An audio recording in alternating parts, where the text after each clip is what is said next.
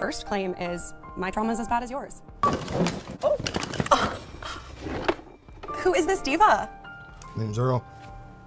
But have you ever passed a kidney stone, which is more painful than giving birth to, and then your boyfriend of 3 years dumps you, all in the 4-month period? One of our trucks hit a mine outside Da Nang. 1 minute, Petey was cracking jokes, and the next, half of him was hanging off a tree. You ever hear a man scream with no lungs? This veteran, this modern day hero has experienced more trauma, more pain, more agony than any human being like you and me.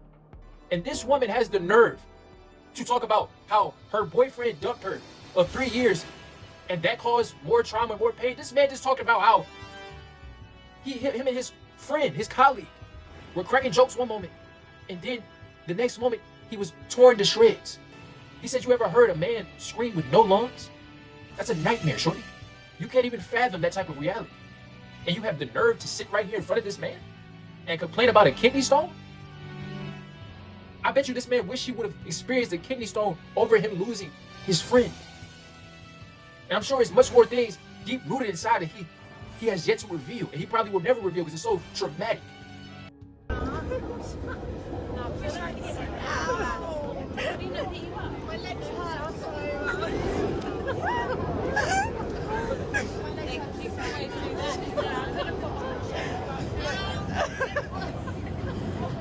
This is one of those statements that sounds harsh at first, but the longer you sit with it, the more uncomfortable the truth becomes. How do you openly demand something, campaign for it, celebrate it as progressing, then immediately complain the moment it actually shows up?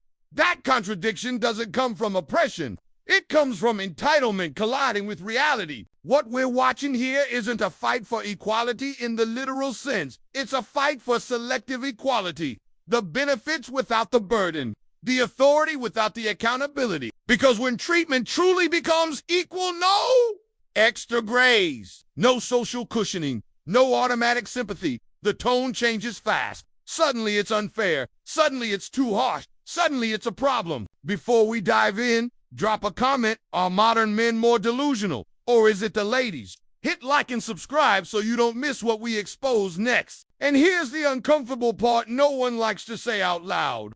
Being treated like a man in society often means being ignored, doubted, challenged, and expected to perform without praise. Most men learn early that nobody is coming to save them. So when someone claims they want the same treatment but reacts negatively the moment that protection disappears, it exposes what they actually wanted all along. This isn't about all women. It's about a specific mindset. One that enjoys the privileges of being seen as fragile or special while demanding the authority of being seen as equal. You can't play both sides forever. Reality always collects its debt. That's why these complaints keep popping up. Not because equality failed, but because the fantasy version of it finally ran into real-world consequences. And when comfort leaves the room, the truth gets very loud. Taking out everyone in their Christmas Nothing better to do than take the fun away from everything. Oh, that's it. I don't hear the men whining about OnlyFans models getting paid more than them. I don't hear the men whining about models getting paid more than them. Kendall Jenner is the highest paid supermodel. Where are the male supermodels? But whenever men dominate in an industry, women will just complain. A man really just got on this app and said we don't call women losers enough. And I couldn't agree more. So I made a list. Coming in at number 1, we have women who make man-hating content. Just because you can't find a man that you want that wants you back and all the ones you date are bums does not make all men losers. You're the loser because you can't get what you want. The girlies that actually post are the ones that make first date content. It's in the same vein. It's all really ridiculous and you're never going to find a man that is going to take you seriously because all of them are going to see your social media and run as they should. Number 4, we have women who have no hobbies outside of social media. The girls that come home from work and they scroll on their phones, eat some dinner, scroll on their phones some more and go to bed. Loser. Number 5, we have women who genuinely try to imitate or idolize female rappers. You are not a Barb, you're 30. Number 6, women who make jokes about men's mental health. I'm sorry you don't have any men in your life that you genuinely care about or that care about you. That's sad. Seek therapy, not projecting to other people on the internet. We are not in this. You have trauma. Deal with that. Number 7, we have women with 2 or more baby daddies. I will not be elaborating on that. I think it speaks for itself. Last but not least, we have women that would choose the bear. Did y'all not see that girl get her butt whooped by that deer? That's what y'all would look like, but 10 times worse, and I feel sorry for you. Final disclaimer, I am an equal opportunist, so I can make the same list for men, but this one's for you ladies. Love you. Not really. The other day, my friend was like complaining about how she was talking to this guy for a while, and he asked, like they were met on a dating app, and he asked if she wanted to get coffee. And I wanted to know why that was so triggering to her, because I think it's actually triggering to a lot of people when a guy you're talking to asks you to get coffee instead of like go do something else. Like, what is the meaning of coffee that is so triggering to someone? Like, I'm curious. I'm just curious to see what you guys think. I have been on both sides of it, like coffee, like what is romantic about coffee? But also, like, if you don't know the person in real life, like coffee is like, I guess, the easiest way to like no strings attached meet. But why is that so much more triggering than a drink?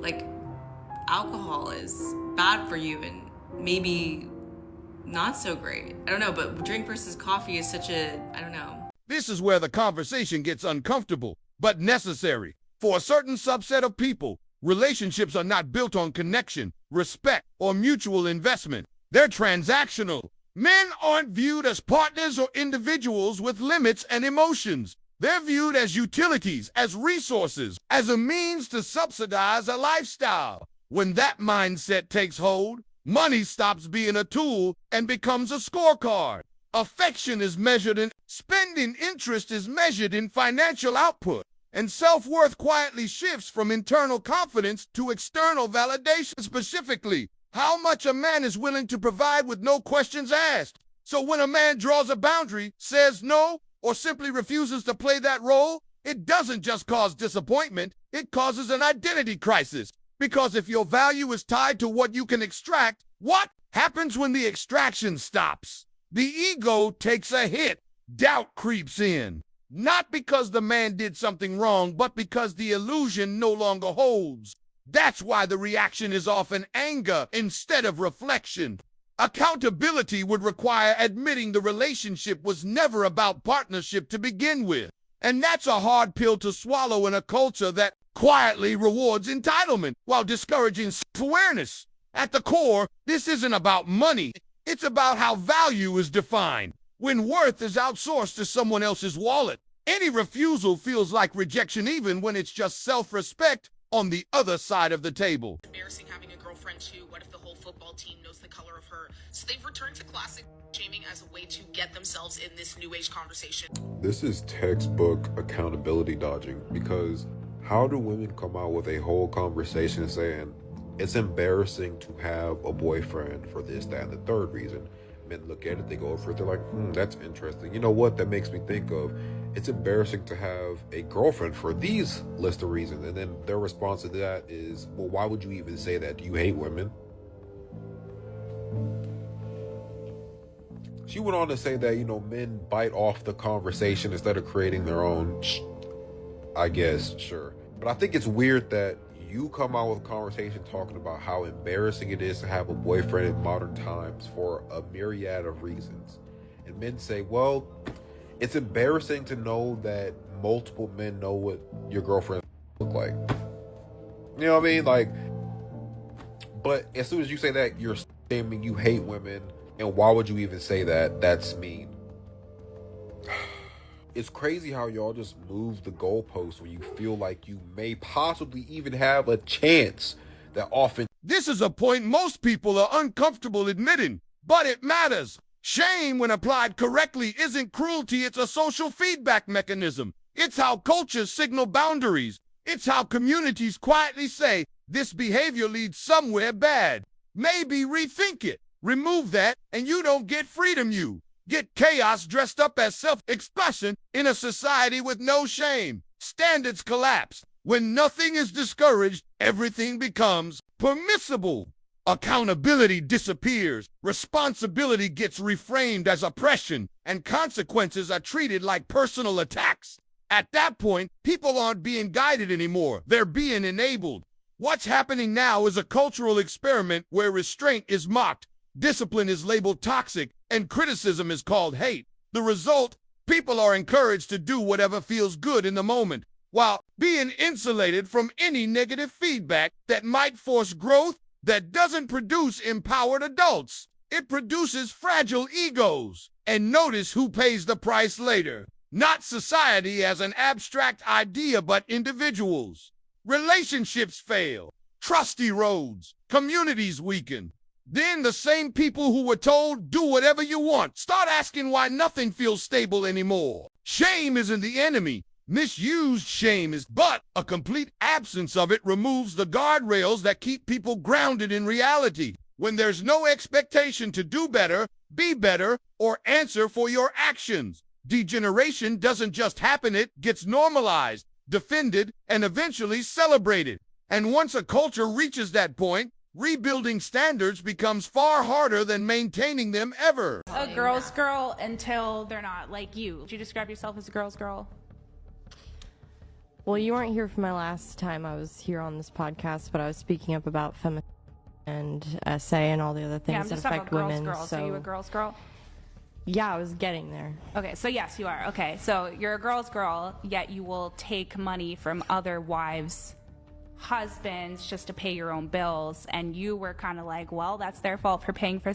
So there's this like double standard where we're like, oh yeah, we're girls until it just like no longer benefits us, until we can weaponize it against each other, against men. And I see a hell of a lot of women in 2025 demanding a man from the 1960s that's gonna pay their bills and do this and do that. Meanwhile, they want to disrespect men like a 2025 woman. They don't have the decorum to demand that kind of respect. But then what about women like me who've been a breadwinner in every single relationship, and I prefer to pay for myself and pay for them, because then it's all on me. You prefer to pay for your partner? I do. In all instances? I do. Yeah, but what's your point? Everything? Yeah, you can't just generalize all women like that. How did I... Please be specific. You just did. No, I used a very specific... Modern feminist. I used a specific example for you, which was claiming you're a girl's girl, yet knowingly taking money and taking husbands away from wives because they're paying you. Even in this conversation, you're checked out because I'm calling you on something that you don't like. So you'll be abrasive. You'll be like, this is my opinion. But then the moment somebody challenges that, you're like... No, That's feminism, ladies and gentlemen. Really? Thank you very much. I've never even called myself a feminist. You said you were a girl's girl, and then you said you are a feminist because you said last time you were on here that you were talking about femicide and all these things. So this is what I'm talking about, is mental gymnastics. Because it means standing up for women's health and safety, which I think is important just as much as men's. Say we have a PDF file, right, who assaults their child, and then the mother does nothing about it, and then that child grows up and like uses their sexuality to then make ends meet and also like provide for the people they care about. Are you gonna say it's completely the girl's fault? No. What? We said that earlier. No. Well, but that's what you're telling me. Student, ladies, take notes from her. I just want to give you a round of applause because I'll say one thing. Thank you. It's not something to be proud of. It actually shows very low intelligence. I think feel about that, Lindsay. She just said you had low intelligence. Both my sisters are doctors. I don't care. But are you? No, I'm saying. Well, you just seem to have like a small hatred in your heart for hoes. I don't have anything against hoes. I have everything against delusional hoes. You could be. I used to be a hoe. I'm not. I'm in no different boat. I'm just real about. This is the pattern that ties everything together. When there is no internal code, no fixed values, the only constant left is self-interest. Principles become temporary. Beliefs become flexible. And whatever benefits them most in the moment suddenly becomes the new truth. That's why you see the constant flip-flopping. One day it's independence, strength, and not needing anyone. The next day it's vulnerability, support, and special consideration, depending entirely on which angle produces the better outcome. Not because their worldview evolved, but because the incentives changed. This isn't growth, it's opportunism. And the contradiction doesn't bother them because consistency isn't the goal advantages. If a standard benefits them, they'll defend it passionately. If that same standard later works against them, it's instantly labeled unfair, outdated, or oppressive. Over time, this erodes trust. People start to realize they're not dealing with someone guided by values, but by convenience. Conversations become impossible because there's no shared reality, only moving goalposts. And here's the hard truth. A society can't function when too many people operate like this. Relationships break down. Institutions lose credibility. Accountability vanishes. Because when self-gain is the only compass, truth becomes negotiable. Consistency is boring to people who thrive on leverage. But without it, all that's left is manipulation dressed up as morality, and eventually, even that stops working. They were designed by women. There would be wipes next to each of the pumps, like so that you can wipe down the handle and then wipe down your hand. Yes. Put $50 on pump 4. If you don't use all $50, then the money's just gone. What? Like women design gas stations. Say you spent $45 out of the $50. Yeah. The last $5 would be put onto a Sephora gift card and free money. It's like Pulse Cash or something. Yeah. This water has not been changed since 1998. We need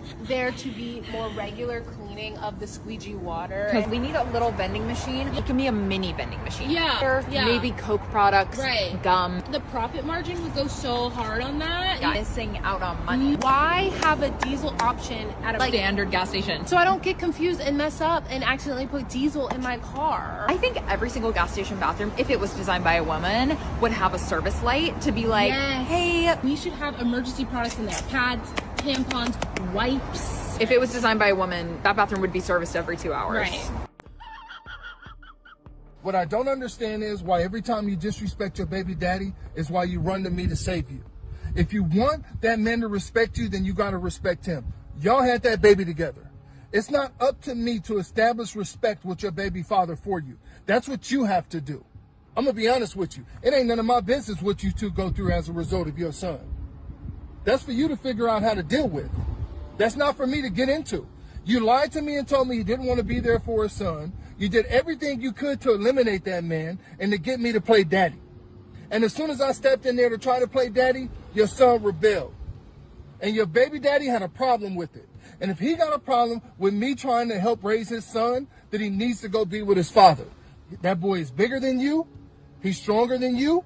And you think that you can dominate him into submission.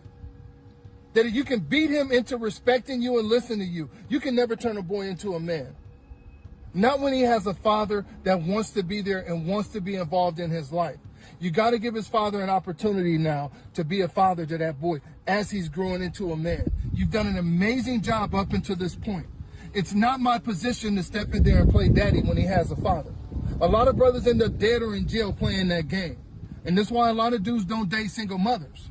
Because either they're not over the father or they want to do everything they can to hurt that man, even if it... This is where the focus needs to shift from her behavior to his decisions. Because once you clearly see the pattern, continuing to engage isn't confusion anymore, it's self-inflicted stress. Arguing endlessly with someone who thrives on conflict or manipulation doesn't lead to resolution. It leads to exhaustion. He's not unaware of what's happening. He sees the tactics. He sees the emotional leverage. Using a child as a bargaining chip, creating friction to maintain control. Dragging things out instead of seeking peace. That's not accidental behavior. That's strategy. And the moment you recognize that, the responsibility shifts. Not to fix her, but to remove yourself from the game. And this part matters even more. This isn't just about children or custody.